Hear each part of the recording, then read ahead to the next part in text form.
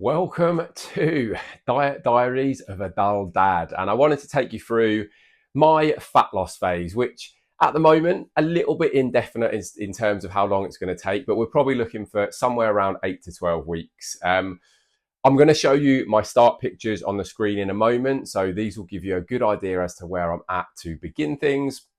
And also, I think it's worth saying that this has come off the back of pretty much a 2 year phase of growth. Over that phase of growth, I've been gradually building my calories up. I've been increasing my lifts. I've been adding muscle in that process. But naturally, what comes as part of that process is also adding some body fat. So for me, now is the time to trim away that fat and see just what we're working with. And there's a few reasons for this. Like, I have recently become a dad. Thank you very much. The congratulations are all welcome.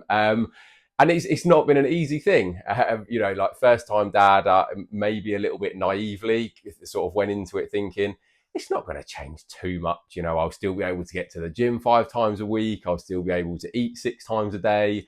All of those things that you maybe think are going to be doable just aren't. So as we go through this series, I'm just going to take you through what I'm doing. So I'll talk you through my training split, I'll talk you through my cardio, I'll take you through the food and then adjustments and stuff that get made as we go.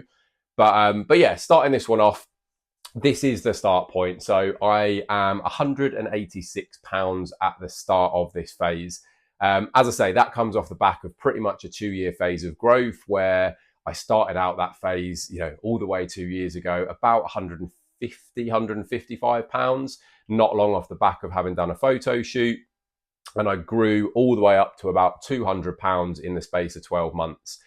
There was a short period there where we did a little bit of fat loss, probably for about 12 to 14 weeks, managed to chip away about 30, 35 pounds of that body fat, ready to grow again, but also in preparation for having my first child. It sort of coincided time-wise. I lost that sort of 30, 35 pounds with a couple of months before my wife was due to give birth. So it just bought me a bit of time. It made me feel a little bit better, a little bit more energetic. For little Louis to come along, and like I say, it's certainly been a roller coaster. Going through all the things that you go through as a parent, as I'm sure if you are a parent, you're very very aware of, and if you've got any desire to become a parent, something that you would become acutely aware of very very soon. So I'm also going to talk you through the highs and lows, like the way in which I sort of manage things. And it's, there are times where stuff is obviously a little bit easier to deal with. There are times where things are a little bit harder to deal with. But it's all about managing that and trying to find that balance. And, one of the things that I'm very, very big on in the way that I like to coach, the way that I like to just go about things is I'm very much about leading from the front. I'm very much about openness and honesty. So what you'll get as part of this series is me just giving you as much of that as I possibly can, sharing with you the times where things are going well, but also the times where things really haven't gone well. And the past sort of few weeks, even in the build up to starting this diet, everyone in our house has been sick. I was sick for about a week. There are going to be those things that happen. And I think it's important to know that we all suffer from them. How we go about them, how we manage them.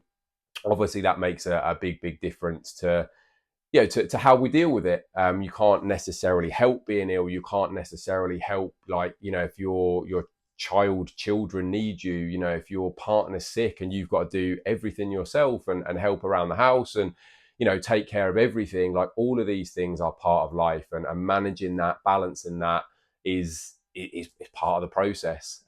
So as I say, as we get into this, as we get a little bit deeper, we'll go through that. I'm sure stuff is going to crop up. As much as I would like to think that this next 8 to 12 weeks is going to be completely plain sailing, no one's going to get sick, life is going to be very steady and stable, I'm under no illusions that isn't likely to happen. There's going to be things that happen.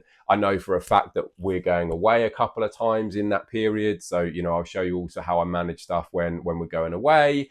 I'm really just trying to take you along for the ride as much as possible. So just a little bit of an overview where we're at this very, very start point. So as I say, I went through that phase of growth for a couple of years and gradually built my calories up to the peak of that growth phase, eating around about 3,500, 3,800 calories.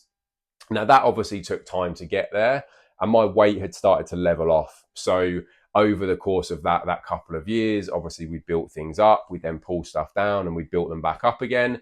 3,500, 3,800 calories is about where I got to as my weight was then starting to level off. So sort of become my new maintenance level. And the the benefit of doing that, and something that I do think people often go wrong, the benefit of having spent all that time in that phase of growth, building things up, you get your calories to a level where you've got a lot of calories to play with. So when we do then pull them down, and I'll talk you through like where my diet's at shortly, when we do then pull things down, we know we've got plenty of room to do that, and I personally quite like to go into these phases quite aggressively, hit it quite hard, get it done, like get the fat off and get out.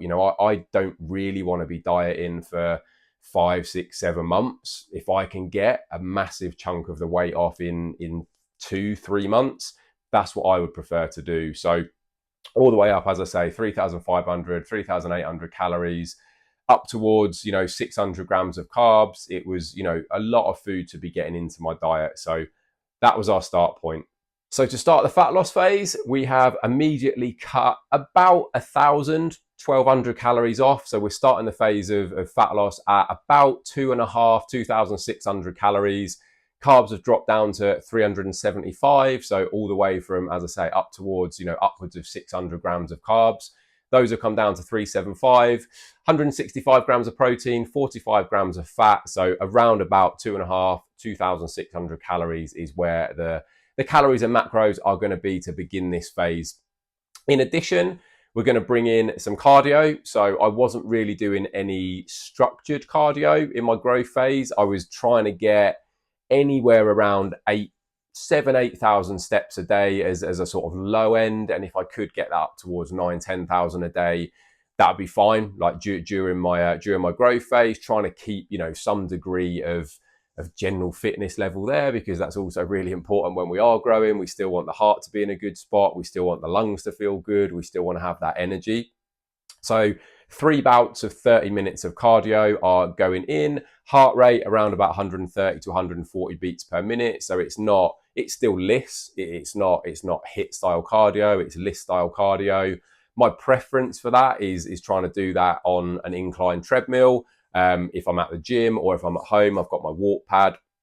So I can hop on the walk pad, crank that up, get my heart rate up and get my cardio done that way. So 3 rounds of 30 minutes across the week. I'm training 4 days a week at the moment. I'll talk you through that split as part of a separate video, just to give us something else to have a little chat through. And steps at the moment are remaining around about that sort of 7,000-8,000 a day. If we can get some days in there where they're up towards 9,000-10,000, perfect. And yeah, that's where we're starting this phase at. And a lot of this stuff it's about making changes when changes need to be made. I think, again, something else that I commonly see people do wrong is make changes for the sake of making changes. Every week they're knocking calories off, calories off, calories off. You don't really need to. You make that change, you let the body do what it does, you let it respond, and at the point that it's no longer working and it's no longer doing what you want it to, then you make those changes. So again, changes we'll talk through as they crop up and as we go through. But yeah, just wanted to give you a really sort of high level overview, where we're starting at, what it's taken to get here, and hopefully you enjoy the rest of the series.